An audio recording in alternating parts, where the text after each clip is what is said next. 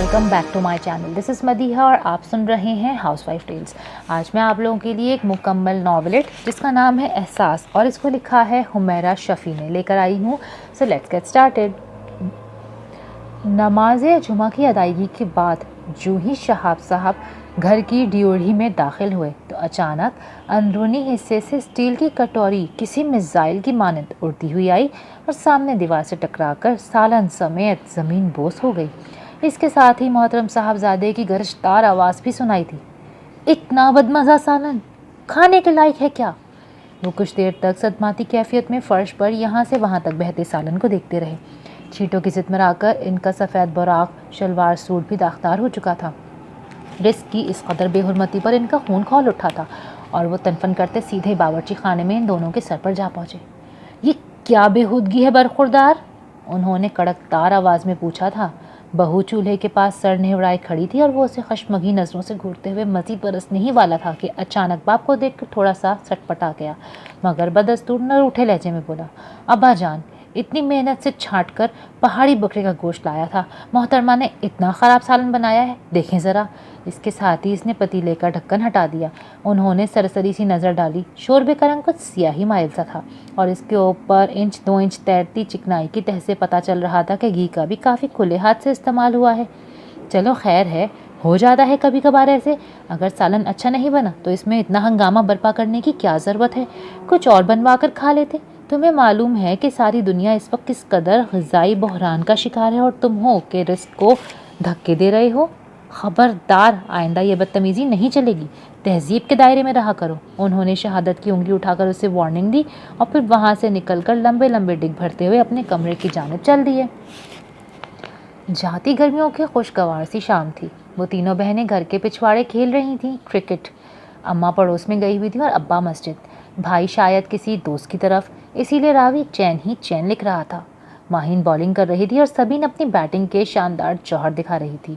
इन दोनों से छोटी फरहीन पीछे खड़ी उछल उछल कर बॉल कैच करने की नाकाम कोशिश कर रही थी। तंग आकर वो सबीन के सर हो गई, बैट दो मुझे, मैंने भी बैटिंग करनी है। कुछ पसोपेश के बाद सबीन ने बैट इसके हवाले कर दिया और खुद जाकर पास बड़ी कुर्सी पर बैठ गई और इन दोनों को खेलता हुआ देखने लगी।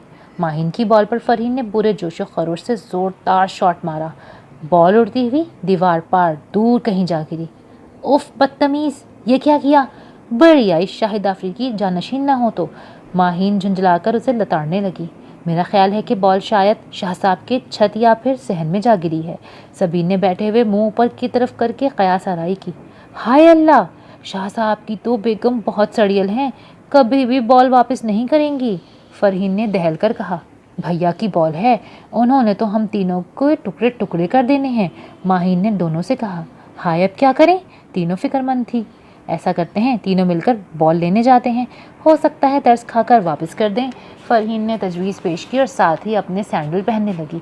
माहिन अलगनी पर लटकता अपना दुपट्टा उतार रही थी कि अचानक उसे सबीन की घटी घटी सी चीख सुनाई दी। इसने करंट खाकर पलट कर देखा तो इसके ऊपर का सांस ऊपर और नीचे का नीचे रह गया। भैया! वो सीधा उन्हीं की तरफ आ रहा था और चेहरे के खसफनाक तासुरात बता रहे थे कि वो इनकी आधी पौनी गुफ्तगू भी सुन चुका है। गेट खुलने की तो आवाज़ ही नहीं आई थी। गालिबन ड्राइंग रूम के रास्ते से आया था, जिसकी चाबी हमा वक्त इसकी जेब में मौजूद रहती थी। वो पहले भी कई बार इन तीनों के घर के पिछले हिस्से में जाने से मना कर चुका था। आज तो वो रंगे हाथों पकड़ी गई थी, वो भी क्रिकेट खेलते हुए। इसी के बैट बॉल के साथ तो शामत यकीनी थी। हालात की संगीनी का अंदाज़ा होते ही फरहीन और सबीन तो भागती हुई वॉशरूम में घुस गईं और अंदर से कुंडी चढ़ा ली। माहिन का सख्ता टूटा तो इसने भी राह फरार इख्तियार करने की कोशिश की। इसका रुख ऊपर जाती सीढ़ियों की जानिब था, मगर वाय किस्मत, अभी कदम पहली ही सीढ़ी पर पड़ा था कि वो बिल्कुल इसके सर पर आकर पहुंच गया और इसकी सुनहरी लंबी सी चुटिया इसके हाथों में आ गई। बेटे को सरजनिश करने के बाद जब वो अपने कमरे में दाखिल हुए तो देखा कि ज़ौजा मोहतरमा अपने पलंग पर बराजमान निहायत सुकून से अपने जदीद मोबाइल पर अपने एक नवासे की वीडियो मुलाहिजा फरमा रही थीं। हैं, तुम घर में मौजूद हो? वो अचंभे से कहने लगे। मैं तो समझाता कहीं दौरे पर निकली हुई हो। वो तुम्हारा लाडला सपूत अपनी बीवी पर इतनी बुरी तरह से चिल्ला रहा था, तुम्हें सुनाई नहीं दे रहा था? मना नहीं कर सकती थी? ज़ौजा मोहतरमा ने बददिक़्क़त अपनी नज़रें मोबाइल से हटाई और खफकी से बोली, ठीक ही तो कह रहा था बच्चा, आलू गोश्त का सादा सा सालन भी ना बना सकी बहू रानी। मेरा तो अपने हलक में दोने वाले ना उतर सके। वो तो अल्लाह भला करे आपा सलीमा का, उन्होंने कटोरी भरकर खीर भिजवाई थी, वही खाकर पेट भर लिया है। तो तुम खुद पका लिया करो हंडिया। मेरे घुटनों में अब इतना दम कहाँ रहा कि खड़े होकर खाना बनाऊं। इनकी तजवीज़ पर वो भड़क ही तो उठी। तो चलो एक चूल्हा नीचे भी फिट करवा देते हैं, बैठकर पका लिया करना। उन्होंने मज़ीद गुलफिशानी की तो वो और ज़्यादा नाराज़ हो गई। बड़े अफसोस की बात है, बजाय बहू की इस्लाह करने के आप मुझ बुढ़ी को काम करने के लिए मशवरा दे रहे हैं। हैरत की बात है, आज आप खुद ही अपने आप को बूढ़ा कह रही हैं। वैसे तो अगर कोई ला चलता भी आपको अम्मा जी कह दे तो आप बहुत चीबजबी हो जाती हैं। अब काम करने के वास्ते बूढ़ी बन गई। वो उन्हें मज़ीद सुलगाते हुए बोले, अच्छा तो आप अब मुझे काम चोर कह रहे हैं। सारी उम्र मैंने आपको पका कर ही तो खिलाया है। अब तो ये बहू बेटियों के काम के दिन हैं। बेटियां तो अपने घर की हो गईं, इसीलिए बहू का ही फ़र्ज़ बनता है कि वो चूल्हा चौकी संभाले। वो भी हार मानने पर तैयार नहीं थी। बहरहाल मैं कुछ नहीं जानता, या तो खाना तुम खुद बना लिया करो या फिर अपने बेटे को समझाओ कि जैसा भी बहू बनाए चुपचाप खा लिया करे। मैं घर में कोई तमाशा बर्दाश्त नहीं कर सकता। उन्होंने दो टोक अंदाज में बहस समेटी और बराबर वाले पलंग पर नीम दराज हो गए और वो बड़बड़ाते हुए दोबारा अपने मोबाइल की तरफ मुतवज्जा हो गए। इस दिन भाई के हाथों माहीन की खूब दुर्गत बनी थी। अम्मा जब पड़ोस से वापस आई तो वो बरामदे में बैठी चहको पहको रो रही थी। फरहीन और सबीन इसके आसपास बैठी थी। अरे क्या हुआ है, क्यों रो रही हो? उन्होंने चादर उतारते हुए इन दोनों से भी पूछा और उससे भी। अम्मा, भैया ने मारा है, फरहीन खट से बोली। हैं? वो क्यों भाई, क्यों मारा है भाई ने? अम्मा, हम इनके बैट बॉल से क्रिकेट खेल रहे थे और बॉल गुम हो गई। सबीन ने धीरे से जुर्म अपना सुना दिया। हाँ तो फिर गलती तुम लोगों की हुई ना, क्यों खेल रही थी क्रिकेट? भला ये भी कोई लड़कियों के खेलने के खेल हैं? 1000 बार समझाया है कि अब बड़ी हो रही हो, घर के काम धंधे सीखा करो। वो उन्हें डबकते हुए बोली। रात को जब अब्बा घर आए तो इन तीनों ने, जो कि अम्मा के रवैये से बहुत मायूस हुई थी, भाई की शिकायत उनसे जड़ दी। अब्बा जान, भैया हमें मारते हैं। अरे क्यों मारता है वो बहनों को? बुलाओ ज़रा इस नाहिनजार को, हम अभी पूछते हैं। अब्बा सख्त बरहम हुए, मगर इससे पहले अपनी नाहिनजार की वालदा मैदान में आ गई। इनका भी तो कसूर है, 1000 बार कहा है कि इसकी चीज़ों को ना छेड़ा करो। बच्चा अपनी चीज़ों के मामले में बहुत हसास है। चीज़ों से ज़्यादा हसास उसे अपनी बहनों के मामले में होना चाहिए। ये तो हमारे आंगन की प्यारी प्यारी सी चिड़ियाएँ हैं, उड़ जाएंगी किसी दिन एक एक करके। अब्बा बच्चियों को बड़ी मोहब्बत भरी नज़रों से देखते हुए बोले, मगर लहजा फ़िक्रमंदी से लबरेज था। शाहजहान शहाब साहब और सादका बेगम का पहलोटी का फर्जंद था, जो माँ बाप के साथ साथ 2 दादियों का भी राज तुलारा और आंखों का तारा था। शहाब साहब के वालिद मरहूम ने 2 शादियाँ की थी। पहली बीवी से औलाद न होने की वजह से दूसरी करनी पड़ी और दूसरी बीवी के वतन से शहाब साहब और इनकी 2 बहनों ने जन्म लिया था। शादी के पूरे 5 साल बाद पैदा होने वाला शाहजहान 5 साल तक घर भर का इकलौता बच्चा होने की हैसियत से बिला शिरकत खैर लाड प्यार के मज़े लूटता रहा। फिर अल्लाह ताला ने इनके घर में साल साल के वक्फे से या कि बाद दीगरे 3 नन्ही मुन्नी सी रहमतें भेज दी और सादका बेगम तो बच्चियों को पालने पोसने में इतनी मसरूफ़ हो गई कि शाहजहान को कुली तौर पर दादियों के ही सुपुर्द कर दिया, जो इस पर वारी सदक़े जाती न थकती थीं। यूँ तो शहाब साहब के वालिद हयात नहीं थे, मगर दोनों ख़वातीन में बहरहाल सौतन जैसा कड़वा कसीला रिश्ता तो कायम था ही। इसीलिए फितरी तौर पर दोनों में थोड़ी बहुत चिपकलिश और मुकाबले की सी फिज़ा तो रहती ही थी, जिसके लामुहाला असरात शाहजहान की तरबियत पर भी पड़ते थे। अगर वो किसी वक्त कोई बेजा ज़िद करता, एक दादी मना करती तो दूसरी फ़ौरन गोद में उठा कर ले जाती और मतलूबा चीज़ दिला लाती। चालाक बच्चा भी जान गया था कि अगर एक दादी फरमाइश पूरी नहीं करेगी तो वो दादी की दूसरी वाली के डांगों से लपट कर नहायत आसानी से वही बात पूरी करवा लेगा। शहाब साहब तो बच्चे के रंग ढंग देखकर हैरान थे, मगर वो एहतरामन दोनों माओं को टोक नहीं सकते थे, क्योंकि वो सगी सौतेली का फ़र्क रवा रखे बगैर दोनों की बहुत इज्जत करते थे। हाँ, अलबत्ता वो अलहदगी में बेगम को ज़रूर एहसास दिलाते, बच्चा बहुत ख़ुद पसंद होता जा रहा है, आप ख़ुद भी इसकी तरबियत पर कुछ वक्त निकालने तो तवज्जो दिया करें इसको। मगर वो क्या करती, ऊपर तले की एक जैसी 3 बच्चियों का साथ था। कभी एक बीमार पड़ जाती और कभी दूसरी, अक्सर तीनों इकट्ठी ही फ्लू या बुखार में मुब्तला हो जाती। वो समझती तो थीं कि दोनों दादियाँ एक दूसरे की ज़िद में बच्चे को बिगाड़ रही हैं, मगर कर कुछ नहीं सकती थीं। अगर कभी वो फारिग होकर उसे अपने पास बुलाती भी तो वो इनको ज़रा बराबर भी लिफ्ट ना करवाता और मुसलसल किसी न किसी दादी की गोद में ही चढ़ा रहता। وقت کی جھولی میں ماہوں سال کے سکے گرتے رہے، بچے بڑے ہو رہے تھے، دونوں دادیاں بھی مختصر علالت کے بعد باری باری اپنے ابدی سفر پر روانہ ہو گئیں۔ شاہ جہان کئی روز تک مضطرب اور نڈھال سا پھرتا رہا۔ صادقہ بیگم کی آغوش بھی اب فارغ تھی۔ انہوں نے بکھرے بکھرے سے بیٹے کو سمیٹ لینا چاہا، مگر اس کے رویے میں عجیب سا گریز اور سرد مہری تھی۔ وہ جانتی تھیں یہ اسی عدم توجہ کا شاخسانہ ہے جس کا وہ ان کی طرف سے چند سال پہلے شکار ہوا تھا، اسی لیے انہوں نے ہمت نہ ہاری اور بدستور اس کی دلداری میں لگی رہیں۔ دادیوں کے جانے کے بعد اس کی زندگی میں ایک بہت خالی پن سا آ گیا تھا، اور اب اماں کی بے لوث محبت اس خالی پن کو بھرتی ہوئی محسوس ہوئی تو وہ زیادہ دیر تک منہ موڑی نہ رہ سکا اور آخرکار راضی برضا ہو گیا، مگر صرف ماں کے ساتھ، بہنوں کے ساتھ اس کا رویہ ہنوز جارحانہ ہی تھا۔ وہ چیزیں شیئر کرنے کا عادی نہیں تھا۔ وہ ذرا سا اس کی کسی چیز کو ہاتھ لگا لیتی تو وہ انہیں روئی کی مانند دھنک کے رکھ دیتا۔ صادقہ بیگم بھی اس خوف میں کہ کہیں وہ پہلے کی مانند اپنے خول میں نہ سمٹ جائے، زیادہ روک ٹوک نہیں کرتی تھی۔ وہ ان کی جانب لوٹ آیا تھا، اس کے مزید قریب آتا جاتا تھا، ان کے لیے یہی بہت تھا۔ انہوں نے بہنوں کے ساتھ اس کے پتھر مار رویے کی اصلاح کرنے کی کوشش ہی نہیں کی، الٹا وہ انہیں ہی اس سے دور رہنے کی تلقین کرتی۔ اسی لیے گھر میں بھائی اور بہنوں کے بیچ جو بے تکلفی اور گرم جوشی کی فضا ہوتی ہے وہ کبھی پنپنے ہی نہیں پائی۔ بچیاں بھی نہایت حساس واقع ہوئی تھیں، بھائی سے لیے دے ہی رہتی، جانتی تھیں کہ ماں کی تمام تر توجہ کا مرکز اب بھائی ہی ہے۔ پہلے انہوں نے بچیوں کی خاطر بیٹے کو نظر انداز کیا اور اب بیٹے کی خاطر بچیوں کو نظر انداز کر رہی تھی۔ رویے کے اس عدم توازن پر اکثر شہاب صاحب چڑ جاتے اور انہیں سمجھاتے، بیگم ساری اولاد یکساں پیار اور محبت اور توجہ کی مستحق ہوتی ہے، ورنہ اس کی شخصیت میں بگاڑ پیدا ہو جاتا ہے۔ مگر وہ کچھ نہیں جانتی تھیں، وہ تو ہر صورت بھرپور طریقے سے ازالہ کرنا چاہتی تھیں اپنی محبت اور توجہ سے اس محرومی کا جس کا وہ اس وقت شکار ہوا تھا جب وہ بری طرح سے بچیوں میں مصروف تھیں۔ دوسری طرف ان کے لاڈ پیار کے یہ غیر معمولی مظاہرے شاہ جہان کو اثر نو وہ وقت یاد دلا دیتے جب انہی بہنوں نے اس سے ماں کی گود چھینی تھی، تو وہ مزید ان سے خار کھانے لگتا۔ ماں کی یہی جذباتیت اکثر بہن بھائیوں میں فاصلے پیدا کر دیتی ہے۔ زندگی کے ہر رشتے، ہر جذبے کا حسن اعتدال میں ہی پوشیدہ ہے، خواہ وہ ممتا جیسی انمول شے ہی کیوں نہ ہو۔ دیکھتے ہی دیکھتے تینوں بچیوں نے اچھا خاصا قد کاٹ نکال لیا تھا، تو انہیں ان کو بہانے کی فکر دامن گیر ہوئی۔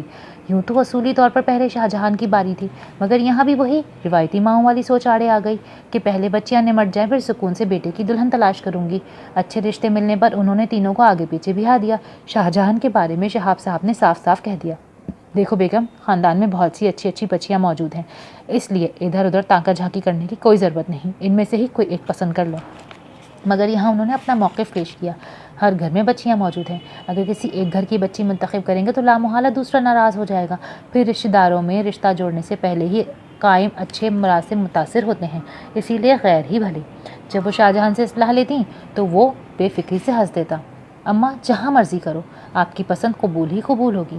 بیٹے کی اس قدر فرمانبرداری پر ان کا دل خوشی سے جھوم جھوم جاتا۔ پھر آخرکار تلاش بسیار کے بعد انہیں وہ ہیرا مل ہی گیا جو انہوں نے اپنے شاہ جہان کے تاج میں ٹانکنا تھا۔ ہوا یوں کہ چھوٹی فرحین کے سسرال میں قرآن خوانی تھی، وہیں انہیں دو بچیاں بہت بھا گئیں، ایک تو منگنی شدہ نکلی، دوسری کے ہاں رشتہ دادا تو مثبت جواب آ گیا۔ یوں باہمی صلاح مشورے سے انہوں نے زینب کو بطور بہو پسند کر لیا اور پھر خوب دھوم دھام سے اسے بہا لائیں۔ وہ کراؤن سے ٹیک لگائے بیٹھی تھی اور نظریں سامنے دیوار پر لگی LED پر جمی تھی، جس پر اس وقت میگن مارکل اور شہزادہ ہیری کی شادی کی ریکارڈنگ چل رہی تھی۔ مہین سی دیدہ زیب سفید گاؤن میں ملبوس دلہن اور اس کا سرخ بالوں والا دولہا شہزادہ ہیری دونوں ایک دوسرے کے سنگ کتنے سرشار اور مسرور نظر آ رہے تھے۔ ایک طرف شہزادی کی آنکھوں میں ٹھاٹھے مارتا محبت کا سمندر متزن تھا تو دوسری طرف اس کی دلہن کے چہرے پر اپنی محبت پا لینے کی خوشی میں ایک الوہی سی چمک تھی۔ وہ سارے خواب جو انہوں نے ایک دوسرے کے حوالے سے دیکھے تھے آج تعبیر پا گئے تھے۔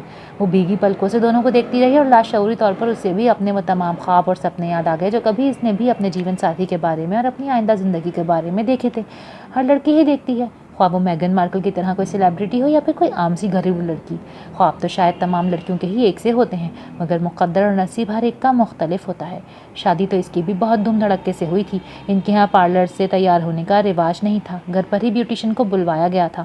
شادی کی تقریب بھی پڑوسیوں کے وسیع و عریض لان میں منعقد ہو رہی تھی، اسی لیے جو ہی بارات آئی اس کی شوخ و چنچل بہنوں اور کزنس نے بالکنی سے جھانک کر دولہا دیکھ لیا اور پھر بھاگتی ہوئی اس کے کمرے میں آئیں جہاں پارلر والی باجی اسے تیار کر رہی تھیں۔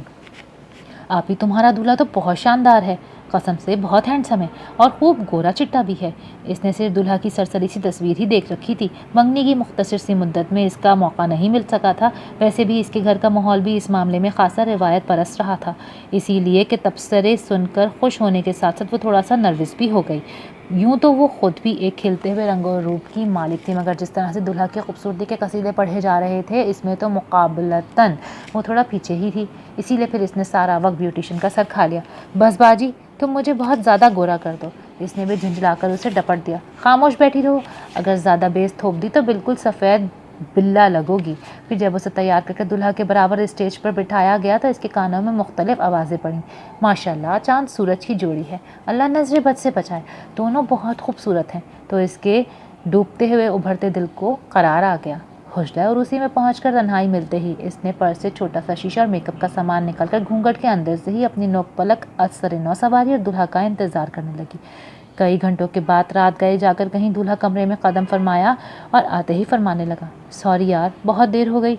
दरअसल दोस्तों के साथ होटल में खाना खाने चला गया था। माइंड ना करना, तुम्हारे यहाँ का खाना ज़रा अच्छा नहीं बना था, ढंग से खाया ही नहीं गया। वो भौंचक ही रह गई। इसके बाबा ने शहर के सबसे माहिर नाई से खाना पकवाया था, जो मौसूफ को पसंद नहीं आया और बग़ैर किसी मुरवत के नई नवेली दुल्हन के सामने नापसंदीदगी का इजहार भी कर दिया। फिर वो बाकी सारा वक्त अपने घर के तौर तरीक़ों, उमूर ख़ानदारी में अपनी अम्मा की महारत, पकाने रेंधने में इनकी हुनरमंदी, बहनों की फर्माबरदारी और ख़ास तौर पर अपनी पसंद नापसंद और आदाद व अतवार के बारे में तफसीली लेक्चर देता रहा। वो रंग रूप जिसको लेकर वो इतनी परेशान थी, इसने शायद देखा भी नहीं। अपने माओ फोते दिमाग और बोझल पलकों के साथ जब इसने आखिरी जुमला सुना, वो ये था, मुझे उम्मीद है तुम मेरी तवक्कुआत पर पूरा उतरोगी। लोग इसकी किस्मत पर रश करते थे। मुख्तसर ख़ानदान और खूबरू शौहर, और बज़ाहिर था भी ऐसा ही। घर में इस समेत कुल 4 नफूस ही तो थे। 3 नंदे शादीशुदा थीं, वो तो दूर दराज शहरों में ब्याही गई थीं। एक 4 गलियां छोड़कर रहती थी, मगर वो भी इसकी तरह इकलौती बहू थी। हफ्तों बाद चक्कर लगाती। ससुर नहायत शरीफुन्नस, ठंडी और मीठी तबीयत के मालिक थे। सास अलबत्ता काफ़ी दबिंग शख्सियत की मालिक थीं, मगर वो भी खुशदिली से सारा राजपाट उसे ही सौंप चुकी थी। असल टेढ़ी खीर तो खुद इसका मियाँ था, बेतहाशा खुद पसंद, नखरीला और नुक्ताची। घर में सिर्फ वो अपनी माँ के बहुत करीब था, बल्कि एक तरह से वो मामाज बॉय था। इसने नोट कर लिया था कि इसका रवैया अपनी बहनों के साथ भी अजीब रूखा फीका सा है। शादी की तकरीबात में भी वो रिजर्व ही रही थी। भाई बहनों के बीच लाड प्यार का कोई मुजाहिरा इसने तो अब तक नहीं देखा था। शादी के इब्तदाई दिनों में इसकी जिम्मेदारी सिर्फ बर्तन लगाने, उठाने और मियाँ के कपड़े लत्ते का ख्याल रखने तक महदूद रही। असल इम्तिहान तो इस वक्त शुरू हुआ जब सास ने मीठे में इसका हाथ डलवाकर बाकायदा किचन उसे सौंप दिया। ससुर की जानिब से खीर की फरमाइश आई थी और यह इसके लिए कतई अजनबी डिश नहीं थी। इसके अब्बा मीठे के बहुत शौकीन थे और वो बारहा अपनी माँ की ज़ेर निगरानी खीर और फिरनी वगैरह बना भी चुकी थी, मगर यहाँ वो कुछ नर्वस सी थी। इसने काम शुरू किया तो सास साहिबा ने भी ढेरों हिदायत दे दी। पहले चावल उबाल कर ग्राइंड कर लो, दूध धीमी आंच पर काढ़ लो। खीर का रंग बिल्कुल सफ़ेद नहीं, बल्कि हल्का पीला होना चाहिए, ना बहुत पतली हो और ना ज़्यादा गाढ़ी, वरना शाहजहां नहीं खाएगा।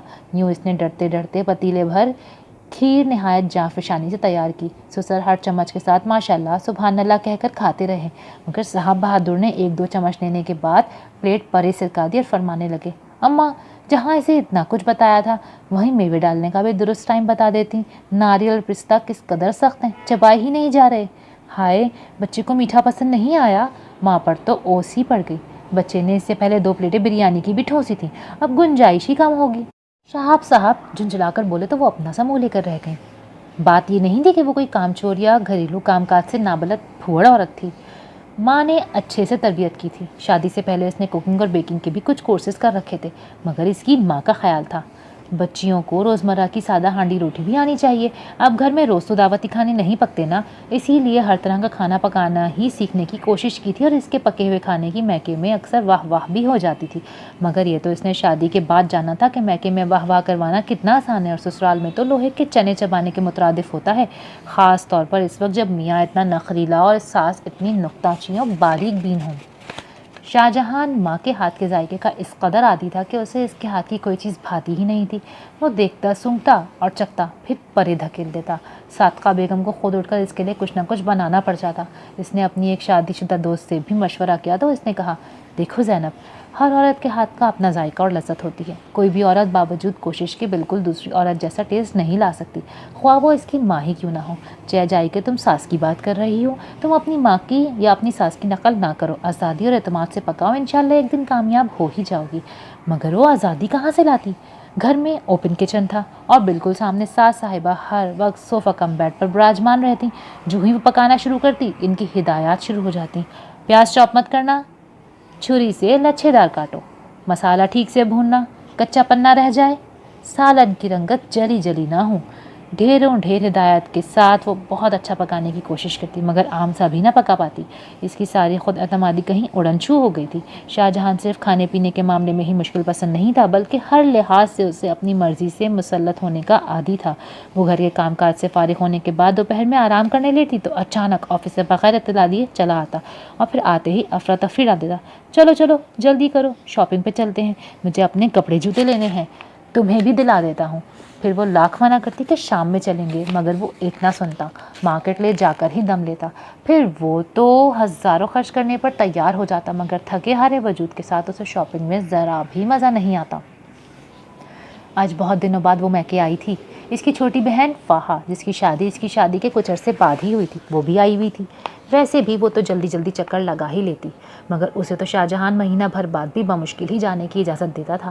آج بھی وہ جب آئی تو ماں نے حسب معمول حال چال پوچھا تو اس نے بھی ہمیشہ کی طرح سب اچھے کی رپورٹ دے دی۔ اسے وہ لڑکیاں اچھی نہیں لگتی تھیں جو شادی کے بعد بھی اپنے ذاتی مسائل کے سلسلے میں ماں باپ کو پریشان رکھتی تھیں۔ ویسے بھی اس کی ماں مطمئن ہی تھی، کیونکہ ان کے خیال میں اتنی مختصر سی فیملی میں اسے بھلا کیا مشکل ہو سکتی ہے۔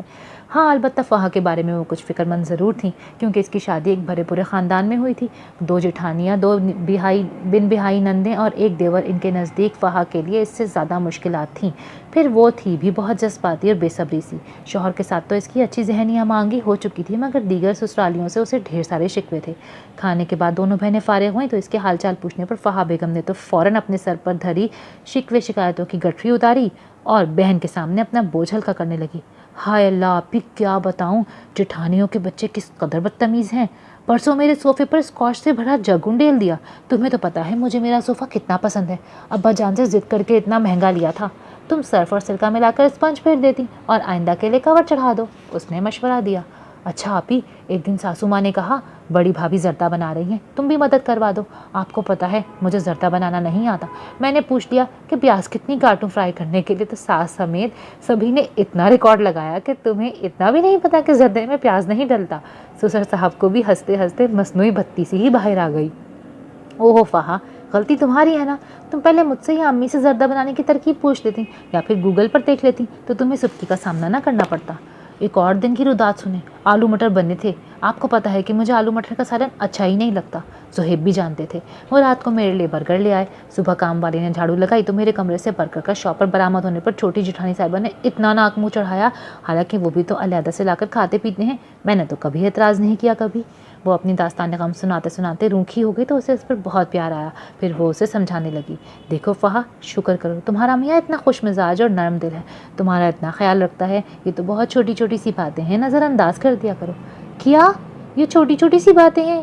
فاحہ نے حیرت سے اپنی آنکھیں پٹپٹائیں تو وہ اس کی زلفیں پیار سے سنوارتے ہوئے دھیرے سے بولی، ہاں فاحہ چندہ، یہ بہت چھوٹی باتیں ہیں، اور پھر نم آنکھوں کے ساتھ پھیکا سا مسکرا دی۔ موسم بدل رہا تھا، گرمیاں اپنا رخت سفر باندھ رہی تھیں۔ صبح اور شام کے وقت خون کی بھلی تو لگتی تھی، مگر ساتھ ہی جسم و جان میں بخار اور درد کی سی کیفیت بھی محسوس ہوتی تھی۔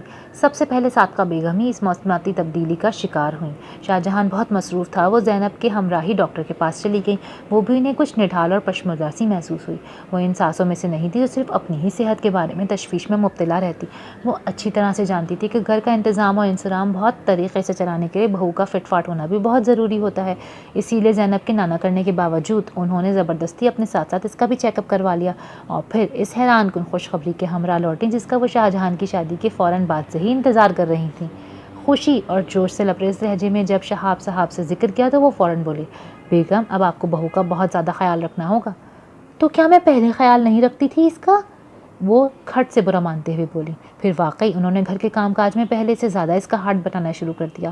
شاہ جہان کے بھی کئی چھوٹے موٹے کام نمٹا دیتی، لیکن وہ دھان پانسی تو تھی، مگر اب اس حال میں مزید کمزور ہوئی جا رہی تھی۔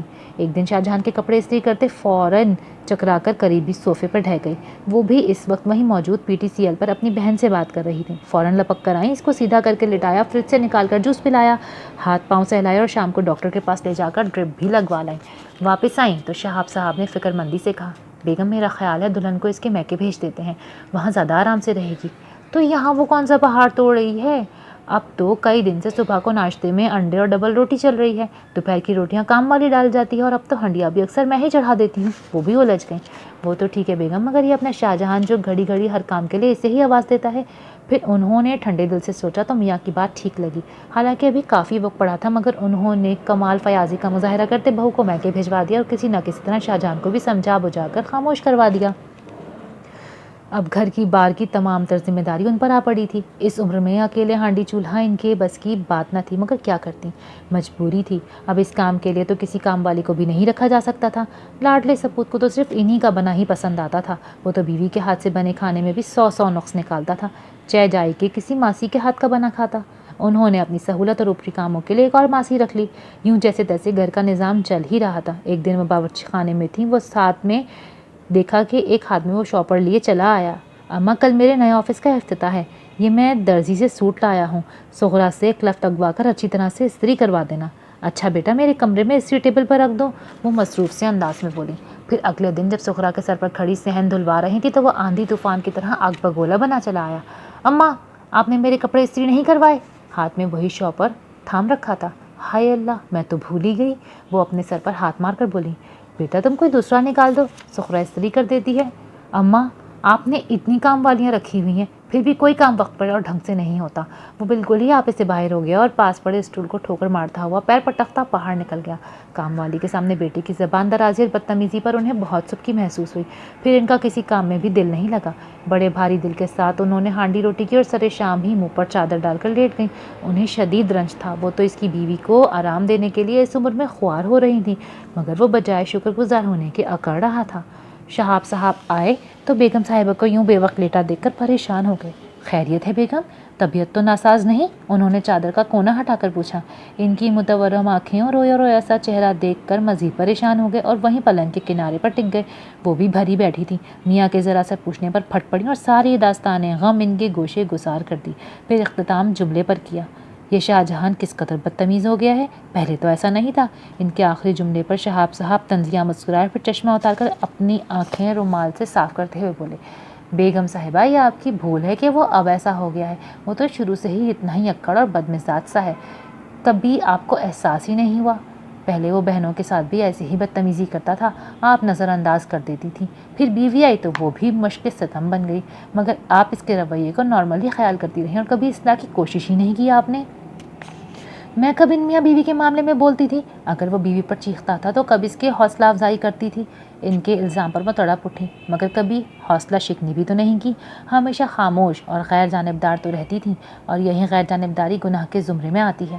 بیٹوں کی تربیت کرتے ہوئے تم ماؤں کی اکثریت یہی غلطی کرتی ہے، تم بیٹوں کو ہر کام سکھاتی ہو، اچھا کھانا پینا، صاف ستھرا لباس زیب تن کرنا، پڑھ لکھ کر کچھ بن جانا وغیرہ، مگر کبھی کسی دوسری عورت کی عزت کرنا نہیں سکھاتی، کیونکہ تم اس کی ضرورت محسوس ہی نہیں کرتی۔ بحیثیت ماں تم کو تو یہ چیز ویسے ہی مل رہی ہوتی ہے، اسی لیے کسی دوسری عورت کے لیے تم شاذ و نادر ہی اس کی ضرورت محسوس کرتی ہو۔ اس طرح آہستہ آہستہ ان کے رویے میں اکھڑ پن واضح ہوتا جاتا ہے۔ شاہ جہان کو بھی اپنے غصے کے نکاس کے لیے آج آس پاس کوئی ہدف نظر نہیں آیا، تو اس نے تمام تر لحاظ اور مروت کو سمیٹ کر ایک طرف ڈالا اور تم پر ہی برس پڑا۔ اس کا نامناسب رویہ تمہیں اتنی تکلیف دے رہا ہے، زینب کا سوچو، وہ تو جب سے آئی ہے اس سے بھی زیادہ سخت مزاجی جھیل رہی ہے۔ انہوں نے اپنی طرف سے بیگم کو آئینہ دکھایا۔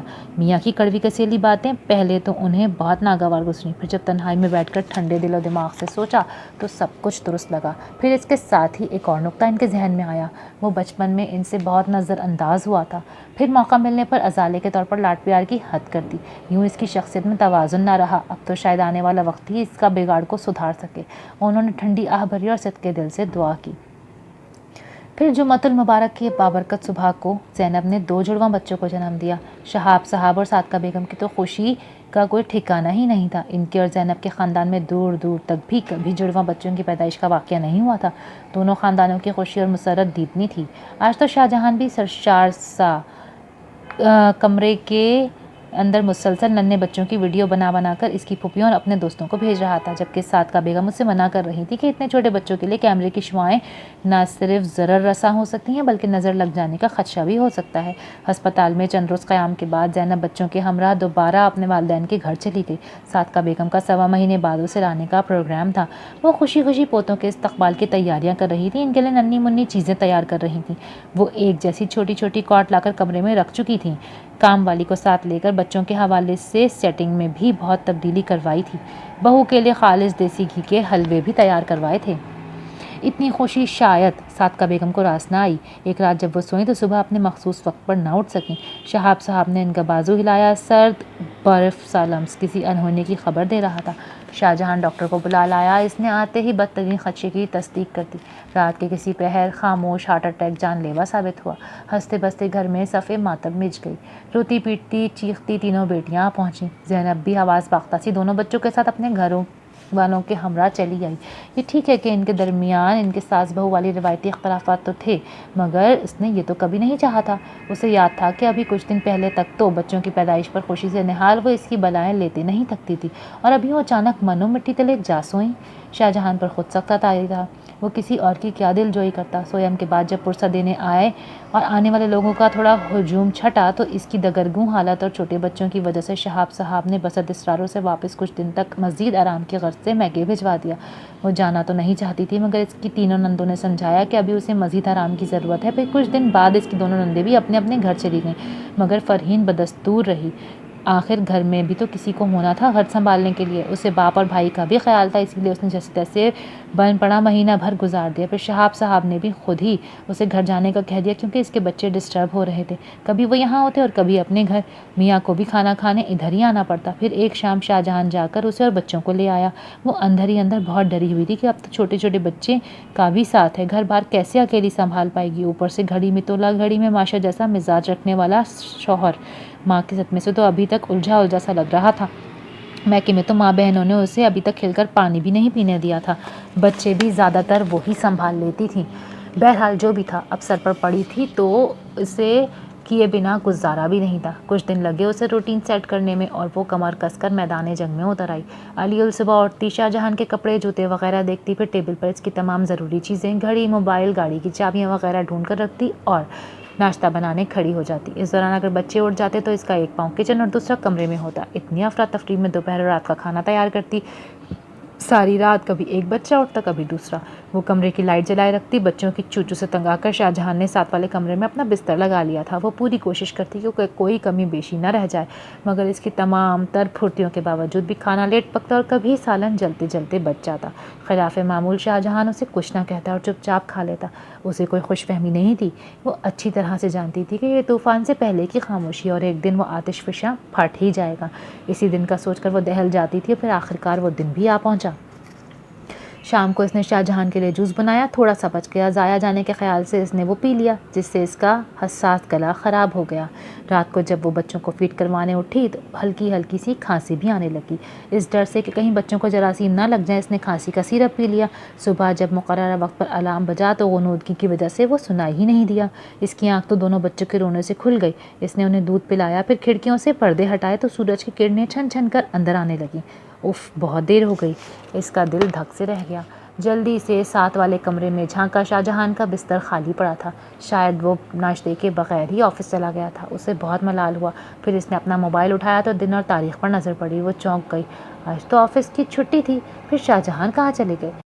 اسی شش و پنج میں اس نے واش روم میں جا کر منہ ہاتھ دھویا، سوئے ہوئے بچوں پر ایک نظر ڈالی اور کچن کا رخ کیا۔ وہاں سے کھٹر پٹر کی آوازیں آ رہی تھیں۔ غالباً شہاب صاحب اس سے مایوس ہو کر خود ہی اپنا ناشتہ بنا رہے تھے۔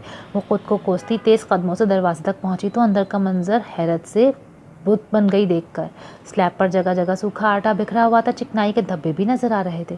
چولہے پر پتیلی میں کچھ ابل رہا تھا۔ سنک کے پاس ٹوٹی کھولے کوئی کھڑا تھا۔ اس کی آہٹ پر دروازے کی جانب پشت کر کے کھڑے شخص نے پلٹ کر دیکھا تو اس کا سکتہ ٹوٹ گیا۔